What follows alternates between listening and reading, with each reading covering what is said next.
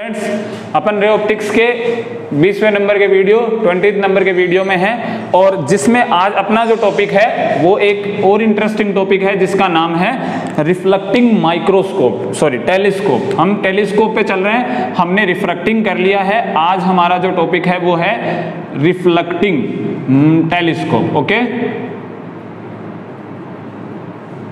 Telescope परावर्तक दूरदर्शी,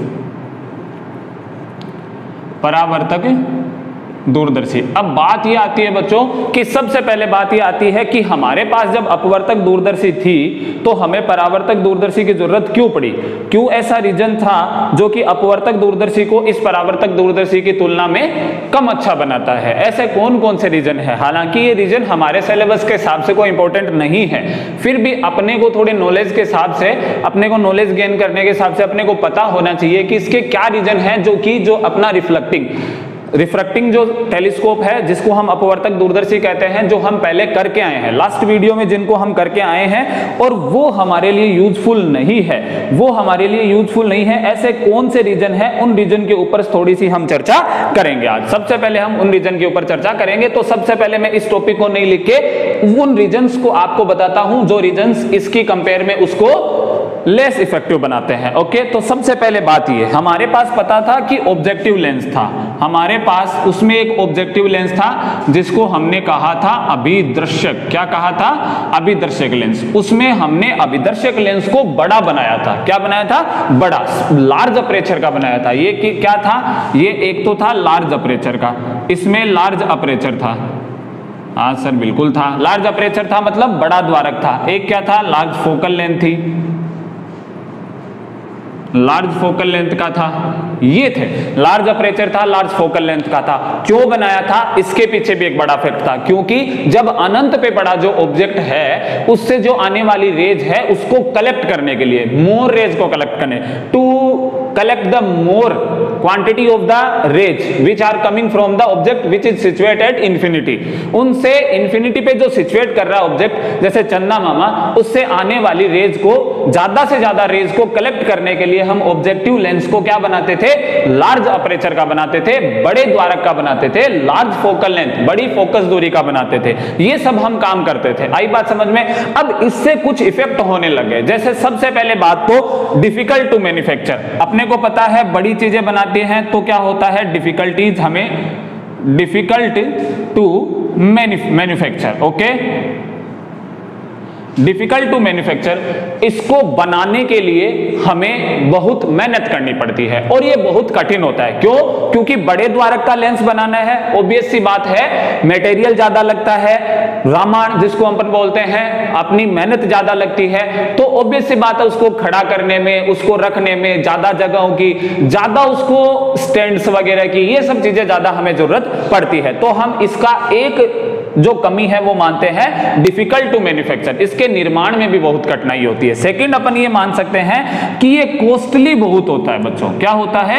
ये कॉस्टली बहुत होता है, ये बहुत ज्यादा कॉस्टली होता है। अब कॉस्टली का मतलब ऐसे आप कैसे कह सकते हो सर ये कॉस्टली होता है? हमें पता है कि जब हम एक लेंस को बनाते हैं, हमें पता है कि जब हम एक लेंस को बनाते हैं तो लेंस को बनाने में हमें लेंस में पूरा का पूरा कांच लगता है, और जब हम टेलीस्कोप बनाते हैं हमें पता है कि हमें दूर वाले ऑब्जेक्ट्स को देखना है तो हमें एक उच्च क्वालिटी का, एक टॉप क्वालिटी का हमें ग्लास लेना पड़ता है, तो उन सब में कॉस्ट ज्यादा आती है। आई बात समझ में? उन सब में कॉस्ट ज्यादा आती है। मेरी बात ध्यान से सुनना बच्चों। सबसे पहला रीजन मैंने क्या बताया? Difficult to manufacture. इसको बनाने में बहुत कठिनाइयां फेस करनी पड़ती है, इसको बनाने में बहुत कठिनाइयां फेस करनी पड़ती है। सेकंड मैंने बताया ये कॉस्टली बहुत ज्यादा होता है, ये खर्चीला होता है। थर्ड मैं आपको बताने जा रहा हूं बच्चों, इसमें स्फेरिकल एब्रिएशन होता है।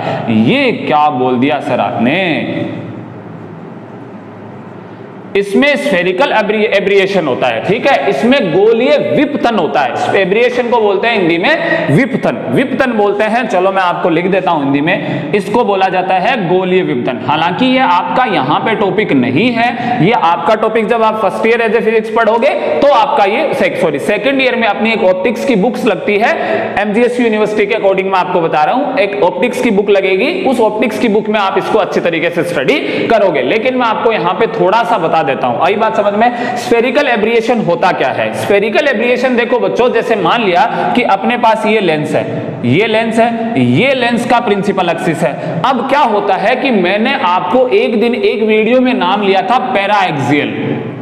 पैराएक्सियल रेज, पैराएक्सियल रेज नाम लिया था। मैंने आपको कहा था कि हम जितने भी रेज लेंगे उन सभी को पैराएक्सियल लेंगे। पैराएक्सियल का मतलब अक्षीय, अक्ष जो होता है, जो अपना प्रिंसिपल एक्सिस होता है उसके करीब से आने वाली रेज, उसके एकदम करीब से आने वाली रेज। जैसे मान लिया कि यहां से जो रेज आती है इनको अपन बोलते हैं पैराएक्सियल। अब कुछ रेज ऐसी होती है जो प्रिंसिपल एक्सिस से ज्यादा दूर होती है, जैसे ये जो रेज होती है ये प्रिंसिपल एक्सिस से ज्यादा रेज दूर होती है, इनको बोला जाता है मार्जिनल रेज। क्या बोला जाता है? Marginal rays, MARGINAL, marginal rays बोला जाता है। पैराएक्सियल रेज किनको बोला जाता है? जो रेज प्रिंसिपल एक्सिस के एकदम पास से गुजरती है, जो रेज प्रिंसिपल एक्सिस के एकदम पास से गुजरती है उनको पैराएक्सियल रेज बोला जाता है। प्रिंसिपल एक्सिस से दूर से गुजरने वाली रेज को क्या बोला जाता है?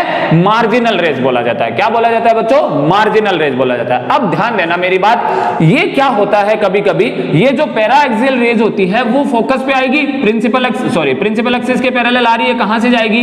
फोकस से जाएगी। लेकिन कभी कभी क्या होता है, ये मार्जिनल रेज जो होती है वो अपना फोकस पहले ही बना लेती है, अपना फोकस पहले ही बना लेती है। इसका मतलब एक ऑब्जेक्ट से तो चली आ रही है और अलग अलग जगह पे जाके कन्वर्ज हो रही है। इसका मतलब एक इमेज नहीं मिल रही है, एक इमेज नहीं मिल रही है। इस प्रकार की जो स्थिति हो जाती है उसको बोला जाता है स्फेरिकल एब्रिएशन, गोलीय विपतन। स्फेरिकल एब्रिएशन किसको बोला जाता है बच्चों? जब पैराएक्सियल रेज और मार्जिनल रेज एक फोकस पर कन्वर्ज नहीं होती है, एक फोकस पर नहीं मिलती है, तो इमेज जो होती है वो गड़बड़ा जाती है और एक गोलीय टाइप में इमेज मिलती है, नोट पॉइंट साइज इमेज। तो उस प्रकार की समस्या को क्या बोला जाता है? स्फेरिकल एब्रिएशन बोला जाता है। दोबारा ध्यान से सुनना बच्चों, मैं एक बार और रिपीट कर देता हूं, आपको बोर्ड एग्जाम में कोई नहीं पूछेगा, but you have to know, आपको जानना चाहिए कि ये समस्या क्या होती है जो हमें रिफ्लेक्टिंग टेलीस्कोप की जरूरत पड़ी, compare than refracting surface, refracting telescope. आई मेरी बात समझ में? तो मैं आपको यह बताना चाहता हूं कि स्फेरिकल एब्रिएशन क्या होता है। गोलीय विपतन का मतलब, गोलीय विपतन नाम समझ रहे हो, मतलब गोले की सी समस्या होगी। जैसे एक लेंस है, लेंस में अपने को पता है प्रिंसिपल एक्सिस होता है, प्रिंसिपल एक्सिस के पास से गुजरने वाली जो रेज होती है वो बच्चों पैराएक्सियल रेज होती है। इन्हें नाम याद रखना, क्या नाम होता है? पैराएक्सियल रेज, पैराएक्सियल रेज होती है। ये रेज पास से गुजरती है प्रिंसिपल एक्सिस के, प्रिंसिपल एक्सिस के पास से गुजरती है, जबकि जो मार्जिनल रेज होती है वो प्रिंसिपल एक्सिस के दूर से गुजरती है। जैसे ये मार्जिनल रेज है, दोनों ये मार्जिनल रेज हमने माना। तो क्या होता है, कभी कभी मार्जिनल रेज और पैराएक्सियल रेज एक फोकस पर कॉन्सेंट्रेट या एक फोकस पर कन्वर्ज नहीं होती है, वो अलग अलग फोकस अपना बना लेती है। और जब अलग अलग फोकस बना लेगी तो आपको पता है हमारी जो इमेज बनने वाली है वो गड़बड़ा जाती है, जो इमेज बनना होती है वो गड़बड़ा जाती है, और वो इमेज जो गड़बड़ा जाती है उसको क्या बोला जाता है? स्फेरिकल एब्रिएशन बोला जाता है। And this problem is rise in over a refracting telescope, then refracting telescope is less effective than reflecting telescope. आई बात समझ में? ये चीज होती है। सेकंड जो मैं आपको फोर्थ रीजन बताना जा रहा हूं वो है क्रोमेटिक एब्रिएशन। क्रोमेटिक एब्रिएशन, क्रोमेटिक एब्रिएशन क्या होता है? ओहो, स्पेलिंग सॉरी गलत चल रही है थोड़ी सी।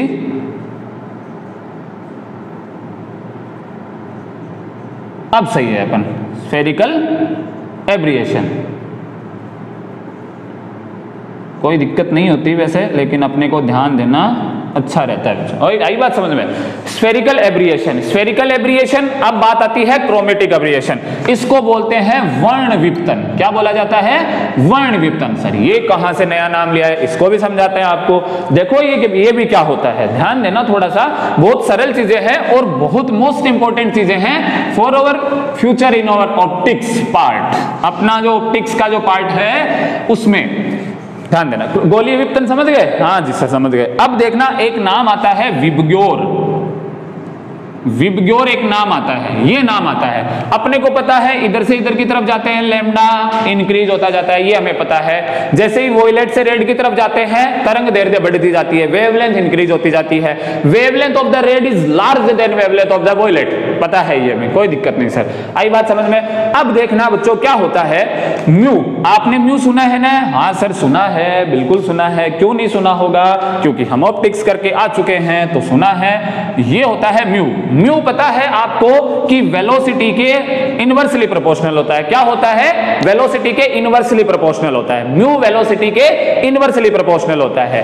और वेलोसिटी क्या होती है? लैम्डा के प्रोपोर्शनल होती है। थोड़ी सी उलझाने वाली चीजें हैं, मेरे को पता है, क्योंकि आपने पीछे वाले वीडियो आसानी एकदम क्लियरली नहीं देखे तो पीछे वाले वीडियो एकदम क्लियरली देखना बच्चों। जिस पीछे वाले वीडियो का एकदम अच्छे तरीके से स्टडी करोगे then you have and you can this things बढ़िया तरीके से, आई बात समझ में, एकदम बढ़िया तरीके से आप इन चीजों को समझ पाओगे। देखना मैंने क्या कहा, mu, mu is the refractive index, अपवर्तनांक क्या होता है? वेलोसिटी के इनवर्सली प्रोपोर्शनल होता है। बट वेलोसिटी जो होती है वो लैम्डा के प्रोपोर्शनल होती है। वेलोसिटी क्या होती है? लैम्डा के प्रोपोर्शनल। देन डायरेक्टली क्या हो जाएगा? म्यू भी क्या होगा? लैम्डा के इनवर्सली प्रोपोर्शनल हो जाएगा। इसका मतलब जैसे जैसे लैम्डा बढ़ता जाता है वैसे वैसे म्यू घटता जाता है, जैसे जैसे लैम्डा बढ़ता जाता है वैसे वैसे म्यू घटता जाता है। इसका मतलब इसका विचलन ज्यादा होगा, इसका विचलन कम होगा।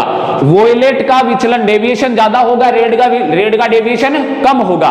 और जिसका डेविएशन ज्यादा होगा वो दूर मिलेगी, जिसका डेविएशन कम होगा वो पहले मिल जाएगी।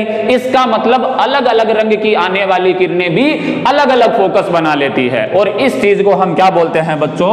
क्रोमेटिक एब्रिएशन बोलते हैं। अपने को इन शॉर्ट समझना है क्रोमेटिक एब्रिएशन क्या होता है कि अलग अलग रंग की किरणें अलग अलग जगह पर कन्वर्ज होती है, फोकसित होती है, जिसके कारण अलग अलग फोकस का निर्माण हो जाता है। और ये एक समस्या लेंस में उत्पन्न हो जाती है जिसको क्या बोला जाता है? क्रोमेटिक एब्रिएशन बोला जाता है। कोई दिक्कत नहीं। फोर्थ क्या होता है बच्चों? सॉरी फोर्थ तो सर बता दिया आपने, फिफ्थ बताओ सर। हाँ लो जी फिफ्थ बताते हैं। फिफ्थ क्या होता है बच्चों? फिफ्थ होता है इसको जो अपन करते हैं, क्रोमेटिक एब्रिएशन हमने कर लिया। क्रोमेटिक एब्रिएशन के बाद में एक समस्या और खड़ी होती है, वो होती है इसको मैकेनिकल होल्ड करना, इसको मैकेनिकली होल्ड करना। मैकेनिकली होल्डिंग की समस्या आती है। कैसे? हमें पता है लेंस बड़ा बनाया है, बड़ा बनाया लेंस, और लेंस में प्योर ग्लास लगता है, प्योर ग्लास लगता है। इसका मतलब ज्यादा से ज्यादा ग्लास का यूज होगा, ग्लास का यूज होगा तो भारी हो जाएगी बच्चों, भारी हो जाती है ये चीज, हेवी हो जाती है, बहुत ज्यादा हेवी हो जाती है, बहुत ज्यादा भारी हो जाती है। तो इनको खड़ा करना, इनको पकड़ना, एक दूसरे स्थान से दूसरे स्थान पर ले जाना, ये सब क्या होता है? एक समस्या होती है। इस 5 कारणों की वजह से जो अपना पीछे वाले वीडियो में जिसकी हमने स्टडी की थी नॉन एज रिफ्रैक्टिव टेलीस्कोप, वो क्या हो जाता है? लेस इफेक्टिव हो जाता है। तब वैज्ञानिकों ने उलझे और रिफ्रैक्टिव टेलीस्कोप को किससे रिप्लेस किया? रिफ्लेक्टिंग टेलीस्कोप से। अपवर्ती दूरदर्शी को परावर्ती दूरदर्शी से उन्होंने रिप्लेस किया। अब परावर्तित दूरदर्शी में क्या होता है, क्या फायदे होते हैं, उनके बारे में चर्चा जब करेंगे, जब उस टॉपिक पर चलेंगे। तो टॉपिक पर चले इससे पहले आप इन चीजों को एक बार मैं आपको दोबारा इन शॉर्ट रिवाइज करवा देता हूं। डिफिकल्ट टू मैन्युफैक्चर, बनाने में बहुत ज्यादा कठिनाई होती है, क्योंकि बड़ा ऑपरेशन लेना पड़ता है, बड़ी फोकल लेंथ बन देनी पड़ती है, सारे काम बड़े बड़े करने पड़ते हैं, बड़े काम बहुत मुश्किल से होता है, ये आपको अच्छी तरीके से पता है। हाँ सर पता है, बिल्कुल, बड़े वीडियो देखने में मुश्किल होते हैं। हाँ, इतनी देर बैठा किससे जाता है? कॉस्टली मतलब खर्चीला बहुत होता है। थर्ड, स्फेरिकल एब्रिएशन मैंने क्या कहा?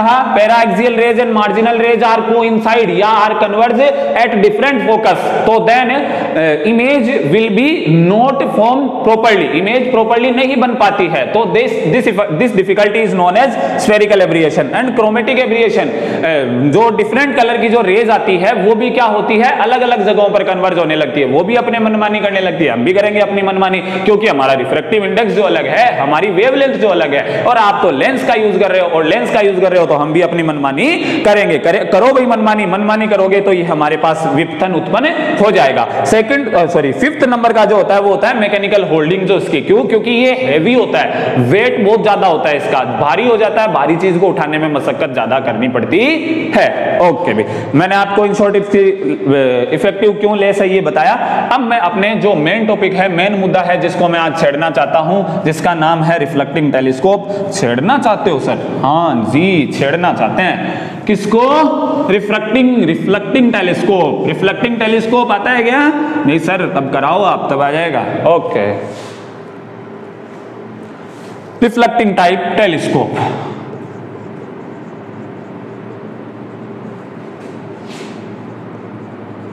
रिफ्लेक्टिंग टाइप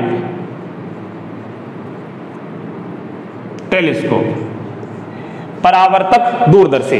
अब बात आती है परावर्तक दूरदर्शी की। जब परावर्तक दूरदर्शी की बात आ जाती है तो सबसे पहले वो डिफरेंस जानते हैं जो अपवर्तक दूरदर्शी और परावर्तक दूरदर्शी में मेनली कौन सा डिफरेंस है। वहां पे आपको पता है कि एक ऑब्जेक्टिव लेंस था। क्या था? एक ऑब्जेक्टिव लेंस था। कौन सा था? कॉन्वेक्स ही था सर, दोनों ही कॉन्वेक्स थे, बिल्कुल कॉन्वेक्स थे। यहां पे उसको यूज नहीं करके ऑब्जेक्टिव लेंस को रिप्लेस कर देते हैं। रिप्लेस बाय, किसके द्वारा रिप्लेस करते हो सर? Concave mirror. किसके द्वारा रिप्लेस करते हैं? Concave mirror. कौन सा कॉनकेव मिरर सर? पैराबोलाइडल। क्या? किससे? पैराबोलिक। चलो पैराबोलिक कर देते हैं, पैराबोलिक कॉनकेव मिरर। सिंपल सा नाम लिख देते हैं, पैराबोलाइडल बोला जाता है इसको। स्पेलिंग में थोड़ा सा मिस्टेक हो रहा है, पैराबोलाइडल बोला जाता है। पैराबोलाइडल का मतलब क्या होता है? मतलब ये होता है इसकी जरूरत क्यों पड़ती है। सबसे पहले बात तो यह आती है कि इसकी जरूरत क्यों पड़ती है। ये ऐसा क्या करता है जो हमारा ऑब्जेक्टिव लेंस नहीं कर पा रहा था। ऐसे इसमें कोई सी मैजिकल पावर नहीं होती है बच्चों। ये एक काम करता है, एक तो ये स्फेरिकल एब्रिएशन को पूरा ही घटा देता है, स्फेरिकल एब्रिएशन को पूरा ही रिमूव कर देता है। इसमें कोई भी स्फेरिकल एब्रिएशन नहीं होता है। Secondary, this is mirror and this, जो ये मिरर होता है वो क्या करता है? रिफ्लेक्शन करता है, नॉट रिफ्रैक्शन। और रिफ्रैक्शन में ही क्रोमेटिक एब्रिएशन आता है। रिफ्लेक्शन में क्रोमेटिक एब्रिएशन नहीं आता है तो ये क्रोमेटिक एब्रिएशन को भी दूर कर देता है। जो मैंने पीछे किया था वीडियो में, तीसरी और चौथी जो डिफिकल्टीज थी वो डिफिकल्टीज ये रिमूव कर देता है। आगे बात समझ में, दोबारा एक बार बता देना चाहता हूं इनकी खास बात क्या होती है। फर्स्ट तो ये क्या करते हैं, फर्स्ट तो जो ये मिरर होता है कॉनकेव मिरर वो स्फेरिकल एब्रिएशन को हटा देता है बच्चों। स्फेरिकल एब्रिएशन को हटा देता है, पूरा ही गायब कर देता है स्फेरिकल एब्रिएशन को। कैसे करता है सर? ऐसे करता है क्योंकि ये कॉनकेव होता है, ये कॉनकेव होता है, ये कॉनकेव, ये पैराक्सियल आने वाली को एक पे ही लाएगा, पूरा एक पे ही लाएगा, अलग अलग नहीं ले जाएगा। ये जाने ही नहीं देगा कहीं दूसरी ओर। लेंस में द्वारक होता है, लेंस में अपर्चर होता है, वो उससे बाहर निकलती है, उसमें रिफ्रैक्शन होता है, इसमें रिफ्लेक्शन होगा। सारा कारनामा रिफ्लेक्शन का ही है, सारा कारनामा रिफ्लेक्शन का ही है। आई मेरी बात समझ में? सारा कारनामा बच्चों रिफ्लेक्शन का ही है। कॉनकेव मिरर इसलिए यूज करते हैं क्योंकि ये रेज को कन्वर्ज करता है और हमें रेज को कन्वर्ज करके इमेज बनानी है, रेज को कन्वर्ज करके एक इमेज क्रिएट करनी है। आई मेरी बात समझ में? हाँ सर, आगे। ओके, स्फेरिकल एब्रिएशन को घटा देता है। सेकंड, ये क्रोमेटिक एब्रिएशन, कभी मिरर में कभी भी क्रोमेटिक एब्रिएशन नहीं होता है। ये लाइन अपनी नोटबुक में नोट कर लेना, मिरर में कभी भी क्रोमेटिक एब्रिएशन नहीं होता है।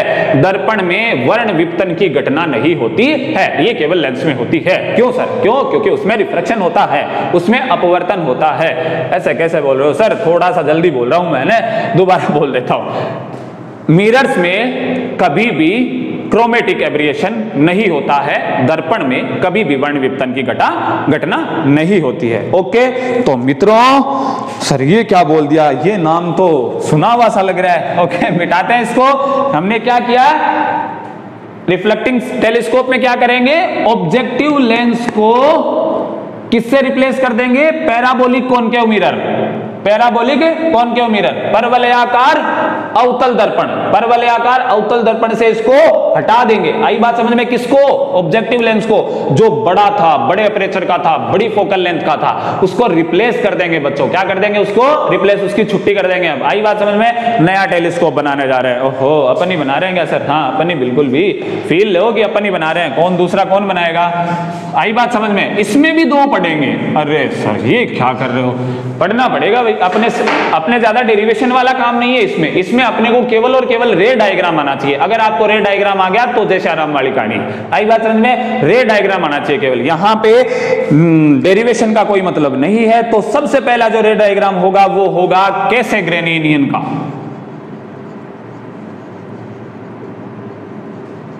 कैसे ग्रेनियन। सेकंड जो होगा वो होगा न्यूटोनियन। न्यूटोनियन दो पढ़ेंगे, ध्यान देना मेरी बात। पहला होगा कैसे ग्रेनियन और सेकंड जो होगा वो होगा न्यूटोनियन। कैसे ग्रेनियन, कैसे ग्रेन भी बोलते हैं इसको और कैसे ग्रेनियन भी बोलते हैं, दोनों नाम बोल सकते हैं आप, कोई दिक्कत नहीं है। कैसे ग्रेनियन और न्यूटोनियन। रिफ्लेक्टिंग टाइप टेलीस्कोप में दो प्रकार के टेलीस्कोप की स्टडी करेंगे, कैसे ग्रेनियन और न्यूटोनियन। दोनों का नाम बोलना स्टार्ट कर दो वरना नाम नहीं आएगा। कैसे ग्रेनियन एंड न्यूटोनियन। कैसे ग्रेनियन को यू कैन से कैसे grain, okay, you can say कैसे ग्रेन। इसको ऐसे भी लिख सकते हो आप, कोई दिक्कत नहीं होती, बट न्यूटोनियन को न्यूटोनियन लिखना पड़ेगा भाई, इसका एक ही नाम दिया हुआ है, ओके, कोई दिक्कत नहीं सर। सबसे पहले किसको पढ़ोगे, सबसे पहले कैसे ग्रेनियन को ही पढ़ लेते हैं, करते हैं स्टार्ट, ओके स्टार्ट हो जी। इसको मिटाता हूं नाम, कैसे ग्रेनियन टेलीस्कोप। कैसे ग्रेनियन टेलीस्कोप में क्या होगा, क्यों होगा, कैसे होगा, कब होगा। अरे क्या बोल गए सर आप, ये तो कौन सी घटना ली है। कैसे ग्रेनियन,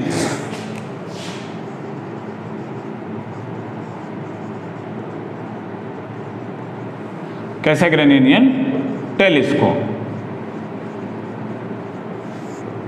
ध्यान देना मेरी बात पे, हमने क्या कहा था, ऑब्जेक्टिव जो लेंस है वो किससे रिप्लेस कर दिया जाएगा, कॉनकेव मिरर से। बनाते हैं कॉनकेव मिरर, बनाते हैं कॉनकेव मिरर। सर इतना बड़ा, हाँ जी इतना बड़ा, आज हमारे पास बोर्ड है पूरा, क्योंकि हमें डेरिवेशन करने की जरूरत नहीं है, ओके ओके सर। ये अपनों ने बना लिया प्रिंसिपल एक्सिस, बना लिया प्रिंसिपल एक्सिस, बना लिया जी। ऑब्जेक्ट कहाँ है, ऑब्जेक्ट तो अभी भी चंदा मामा ही है जी, कहाँ पड़ा है, अनंत पे। रेज कैसी आएगी, पैरेलल आएगी। सर मार्जिन की पैराक्सियल, कोई फर्क नहीं पड़ेगा बच्चों, चाहे मार्जिन को ले आओ चाहे पैराक्सियल को ले आओ, कोई फर्क नहीं पड़ेगा, because this is mirror, okay, and spherical aberration is not acting in that case, okay बच्चों। कहां से जाएगा, फोकस पे। ये लो फोकस पे बनना चाहिए इमेज, कहां बननी चाहिए इमेज, फोकस पे। ये तो एक सिंपल घटना है, बट हम इसमें कुचरनी करते हैं थोड़ी। कुचरनी क्यों करते हो सर आप, कुचरनी इसलिए करते हैं, ये तो अभी ऑब्जेक्टिव का काम कर रहा है बच्चों। एक आईपीस और लाना है हमें, वो कहां लगाएंगे इसको, हम देखेंगे कहां से, हमारी आंखें तो आईपीस के पीछे पड़ी है। आईपीस वही छोटा सा लेंस, आईपीस था ना छोटा सा लेंस, वो तो वैसा का वैसा ही रहेगा, तो हमारी आंखें तो उसके पीछे पड़ी है, फिर देखोगे कैसे, तो वो उसको लगाने की व्यवस्था तो करें ना। करो सर करो, बिल्कुल व्यवस्था तो करनी पड़ेगी, बिल्कुल करेंगे व्यवस्था। कैसे करेंगे व्यवस्था, अब हम यहां क्या करते हैं, यहां पे एक होल कर देते हैं। कर दी होल, कर दिया सर होल, कोई दिक्कत नहीं, ओके। ये तो ऐसे कैसे रहने देते हैं, अरे ये काला पीला कैसे जाएगा, ये होल कर दिया हमने, बीच में एक छेद कर दिया। किसके बीच में छेद किया है, पैराबोलाइडल कॉनकेव मिरर। आई बात समझ में, परवलयाकार अवतल दर्पण के बीच में हमने क्या कर दिया, एक छेद कर दिया है, कर दिया छेद, कोई दिक्कत नहीं सर, कर दिया। क्यों किया है, क्योंकि हमें आईपीस लेंस की व्यवस्था करनी है साहब, व्यवस्था करनी है आईपीस लेंस की, तब हमने छेद कर दिया है, ओके सर कोई दिक्कत नहीं, कर दिया। अब देखो पैरेलल आई रेज कहां से गई, अब हम एक और कुचरनी करते हैं। अब हम क्या करते हैं बच्चों, यहां पे एक कॉन्वेक्स मिरर लगा देते हैं। कौन क्या होता आ गया, कॉन्वेक्स मिरर लगा देते हैं। ये लो जी एक कॉन्वेक्स मिरर लगा दिया। अब देखना क्या होगी, अब क्या इसकी इमेज को ये यहां बनाने देगा क्या, थोड़ी सी टेढ़ी लग रही है, मेरी हर इमेज आपको टेढ़ी दिखाई देगी वीडियो में, ट्राई टू अंडरस्टैंड बच्चों, ट्राई टू फील, ओके। ये देखना, ये इमेज कहां बननी चाहिए, यहां, लेकिन ये यहां बनाने देगा क्या, ना सर नहीं बनाने देगा। आने वाली रेज को पहले से ही क्या करेगा, कॉन्वेक्स मिरर क्या करता है, कॉन्वेक्स मिरर फैला देता है, क्या करता है, फैला देता है बच्चों। अब क्या होगा सर, अब क्या होना चाहिए, आप बताओ मेरे को क्या होना चाहिए। अब कौन सी ऐसी घटना होनी चाहिए जिससे आपको लगे कि ये इससे इमेज बन सकती है, कैसी होनी चाहिए बच्चों, अब कैसी घटना होनी चाहिए। एक मेरे को एक बात बताओ कि हमें पता है कि ये इमेज जो होगी वो किसके द्वारा क्रिएट होती है, इस मिरर के द्वारा। हमें केवल इसमें डायग्राम ही चाहिए, तो हमारा डायग्रामेटिकल जो कंसेप्ट है, डायग्राम का जो कंसेप्ट है वो एकदम क्लियर होना चाहिए, क्योंकि इसमें डेरिवेशन बंदा नहीं पूछेगा। इसका मतलब बंदे की सारी आस कहां टिकी होगी, डायग्राम के ऊपर। वरना तो आप थोड़े बहुत नंबर डेरिवेशन में भी ले सकते हो अगर डायग्राम में थोड़ी सी मिस्टेक हो जाए तो, बट यहां पे तो वो नंबर आने वाले नहीं, बिकॉज यहां पे डेरिवेशन है ही नहीं अपने कोर्स में। आई मेरी बात समझ में? हाँ सर बिल्कुल आ गई। तो देन अपना सारा अटेंशन कहां होना चाहिए, रेड डायग्राम के ऊपर। तो जो मैं चीज बता रहा हूं उसको ध्यान से सुनो। ओके सर, सुनेंगे, बिल्कुल बिल्कुल सुनेंगे। अब देखना बच्चों क्या होता है कि ये जो मिरर होता है, कौन सा मिरर लिया हमने, ये मिरर कौन सा है, कॉनकेव। ये मिरर कौन सा उठाया हमने, कॉन्वेक्स। कॉन्वेक्स क्या करता है, रेज को डाइवर्जेट करता है। ये जो इमेज होगी वो इसके लिए एक वर्चुअल ऑब्जेक्ट का काम करेगी, करेगी नहीं, बिल्कुल करेगी। मान लिया कि रेज इधर आ रही है, इसको तो अपन ऐसा तीरिया लगा देते हैं। ये सर क्या बोल रहे हो आप, अपनी भाषा में तीरिया का मतलब एरो लगा देते हैं। ओके, अब देखना इससे आने वाली जो रेज होगी वो क्या करेगी, वो रेज इसके फोकस पे यहां पे मिलेगी, यहां पे मिलेगी, ये यहां पे एक इमेज क्रिएट हो जाएगी, हो जाएगी एक इमेज क्रिएट। अब यहां पे हम एक लेंस खड़ा कर देंगे अपना, ये अपना आईपीस लेंस,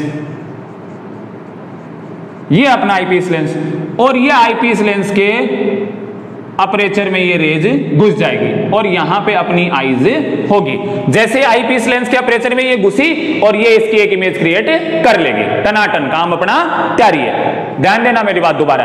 क्या हुआ, क्या हुआ सर, ये क्या हो गया, ये कुछ भी नहीं हुआ, ज्यादा कुछ भी नहीं हुआ, बस थोड़ा सा समझने की अपने को कोशिश करनी है। ध्यान देना दोबारा, मैंने क्या कर दिया कि एक कॉनकेव मिरर को लिया। कॉनकेव मिरर किसको रिप्लेस कर रहा है, उस ऑब्जेक्टिव लेंस को रिप्लेस कर रहा है जो कि बड़ी द्वारक, बड़ी अपर्चर, बड़ी फोकल लेंथ की थी, उसको रिप्लेस कर दिया। बीच में एक होल है, क्यों रखा सर ये होल, क्यों तोड़फोड़ कर रहे हो, बिकॉज हमें आईपीस लेंस को सेटअप करना है मित्रों, आईपीस लेंस को सेटअप करना है। आईपीस लेंस को सेटअप करने के लिए एक होल तो लेना पड़ेगा ना, वैसे तो हमारी आंख तो उस आईपीस लेंस के पीछे पड़ी है, तो फिर हम देखेंगे कैसे ऑब्जेक्ट को। हाँ सर बिल्कुल सही कह रहे हो आप, तो बिल्कुल सही कह रहे हैं। तो फिर इसको, इसका इंतजार करो ना, फिर यहां पे आईपीस लगाना है।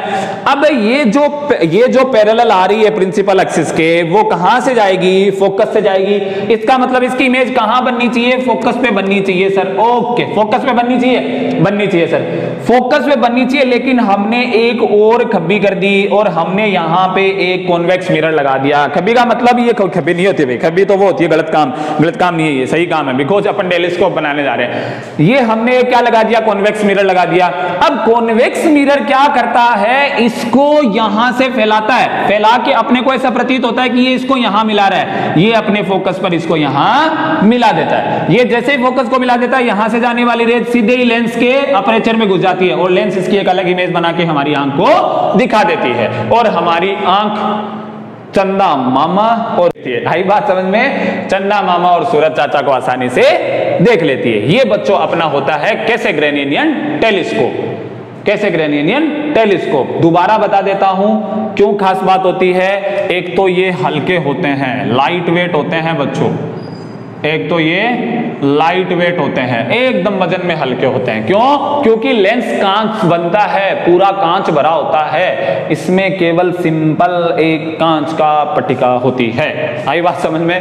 इसमें एक सिंपल कांच की पट्टिका होती है बच्चों, ये भारी कम होता है उसकी तुलना में, इसलिए ये सुपीरियर, इसलिए इसको अपन ज्यादा प्रायोरिटी देते हैं उसके कंपेयर में। आई मेरी बात समझ में? इसको ज्यादा प्रायोरिटी देंगे उसके कंपेयर में, ज्यादा प्रायोरिटी देंगे, ध्यान देना, बिकॉज ये हैवी नहीं होते हैं, ये लाइट वेट के होते हैं। सेकेंडरी बात, इसमें स्फेरिकल एब्रिएशन कहीं नहीं होगा, चाहे कोई सी रेज आए, चाहे पैराक्सियल आए, चाहे मार्जिनल आए, कोई भी रेज आए एक ही फोकस पर कन्वर्ज होगी।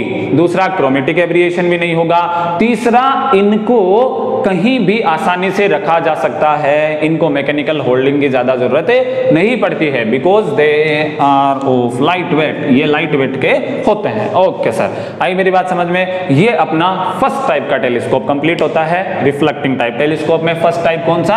कैसेग्रेनियन। ओके सर, नेक्स्ट टाइप पे चलते हैं, इमेज फॉर्मेशन। ध्यान रखना, सॉरी मैं थोड़ा सा एक फॉर्मूला और बता देता हूं। आपने एक फॉर्मूला देखा होगा कि मैक्सिमम मैग्निफिकेशन का क्या फॉर्मूला था, FO/N upon FE 1 plus FE upon D। ये फॉर्मूला इसके लिए भी काम करता है मैक्सिमम मैग्निफिकेशन में, इसके लिए कोई अलग से डेरिवेशन नहीं है। जो फॉर्मूला आप रिफ्रैक्टिंग टेलीस्कोप में यूज करते हो वो का वो फॉर्मूला आप कैसेग्रेनियन टेलीस्कोप में यूज कर सकते हो। कौन सा था? ये था मैक्सिमम मैग्निफिकेशन। मैक्सिमम मैग्निफिकेशन का मतलब image should be formed at D। ना अल्फाबेट नहीं है, least distance of distinct vision, स्पष्टतम देखने की न्यूनतम दूरी। आगे बात समझ में? ओके सर, आगे बात समझ में। एक क्या था? एक था सर इन्फिनिटी। इन्फिनिटी पे क्या था? Simple F not upon FE था, माइनस था बच्चों अकॉर्डिंग टू ओवर बुक, और अगर नहीं लगाएं तो भी कोई फर्क नहीं पड़ता है। यही ही दो फॉर्मूले इसके लिए काम आएंगे। इसके लिए कोई अलग से फॉर्मूले के डेरिवेशन, फॉर्मूले को डिड्यूस करने की हमें कोई जरूरत नहीं है, बिकॉज यहाँ पे केवल हमें रे डायग्राम मोस्ट इंपॉर्टेंट है। अब मैं चलता हूं अपने सेकंड, जिसको बोलते हो आप न्यूटोनियन। आप नहीं सर, अभी तो आप ही बोल रहे हो, हम तो जब वीडियो देखेंगे उसके बाद बोलना स्टार्ट करेंगे। ओके बच्चों, हाँ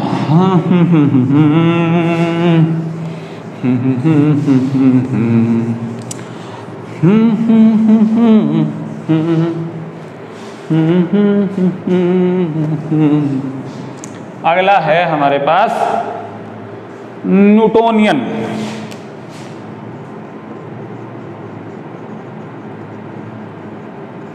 एकदम सेम है, थोड़ा सा अलग है। पहले वही बनाते हैं।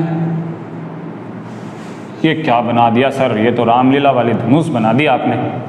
अरे धनुष ऐसी नहीं होती है तो कैसे होती है?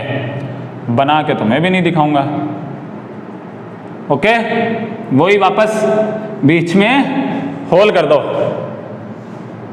ये इसका प्रिंसिपल एक्सिस, टेढ़ा diagram, but you have to सीधा डायग्राम। ओके, आपको सीधा बनाना है, फुट फाट लेके एकदम। फुट क्या होती है सर? Scale, scale. ये लो जी।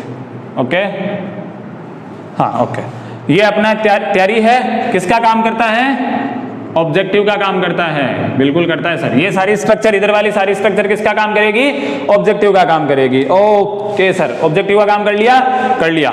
अब ध्यान देना मेरी बात, थोड़ा सा प्रिंसिपल एक्सिस तो बहुत ही टेढ़ा है इस बार वाला डायग्राम वाला प्रिंसिपल एक्सिस। ओहो, अब टेढ़े की तो आदत ही पड़ गई भैया।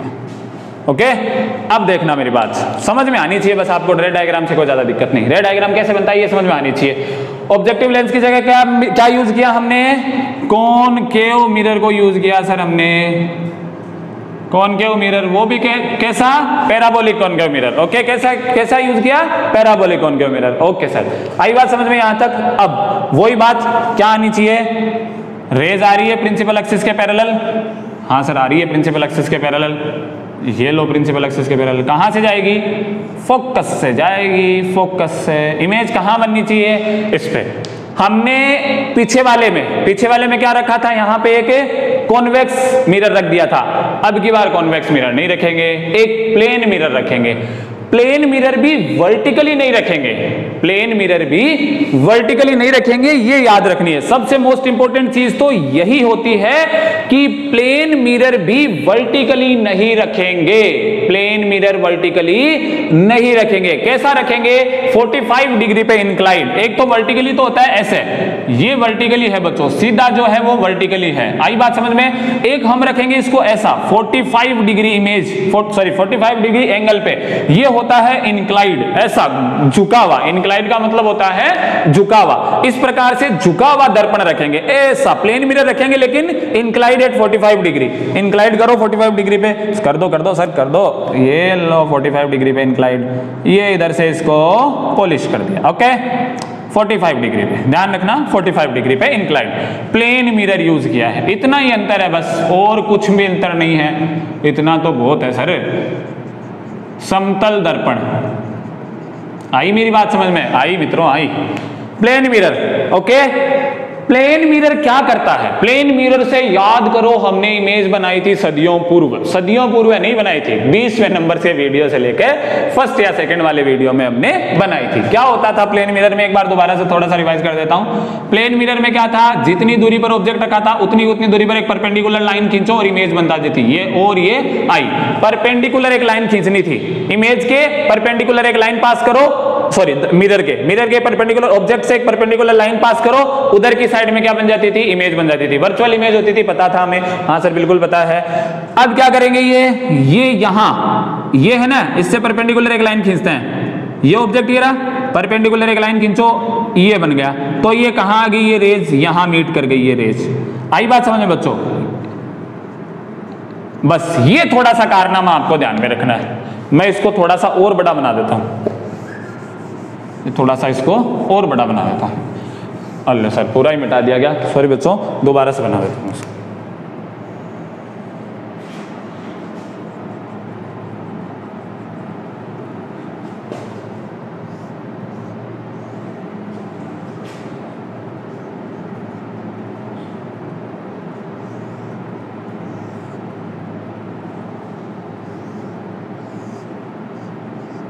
ये ओके, ये करके देखा है, देखना बच्चों, पैरेलल आई रेज कहां से गई, ये पैरेलल आई फोकस से जाने वाली थी बिल्कुल, लेकिन हमने क्या कर दी, बीच में थोड़ी सी हमने क्या करी, खब्बी करी सर आपने? हाँ जी खब्बी करी बिल्कुल, ये प्लेन मिरर की खब्बी करी हमने, ये प्लेन मिरर।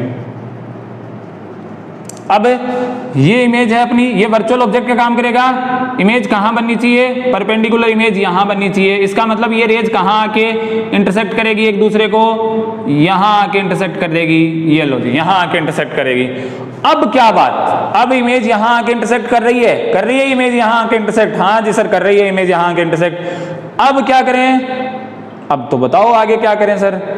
आगे कुछ नहीं करना, एकदम सिंपल चीज है, आगे अपने को कुछ नहीं करना, बस ये यहां आके इंटरसेक्ट कर गई, ये यहां इमेज बन गई। अब हम यहां लेंस लगा देंगे, कौन सा लेंस लगा दोगे, ये आईपीस लेंस यहां हो जाता है, ये कौन सा लेंस है, आईपीस लेंस है। बच्चों ये चीज बहुत ज्यादा समझने की चीज है, बहुत इंटरेस्टिंग चीज है, बहुत ज्यादा इसको थोड़ा सा समझना पड़ेगा और बहुत इंटरेस्टिंग चीज है, मजा आने वाला है। ये क्या हुआ, हमने क्या किया, हमने इतना सा किया केवल कि हमारे पास रेज आ रही थी, पैरेलल आ रही थी प्रिंसिपल एक्सिस के पैरेलल आई, फोकस पर जानी चाहिए, लेकिन हम इसको फोकस पर नहीं जाने देते हैं। हम क्या कर देते हैं, एक प्लेन मिरर को लगा देते हैं। ये प्लेन मिरर है बच्चों, जिसके ये पॉलिश की गई है वो प्लेन मिरर है।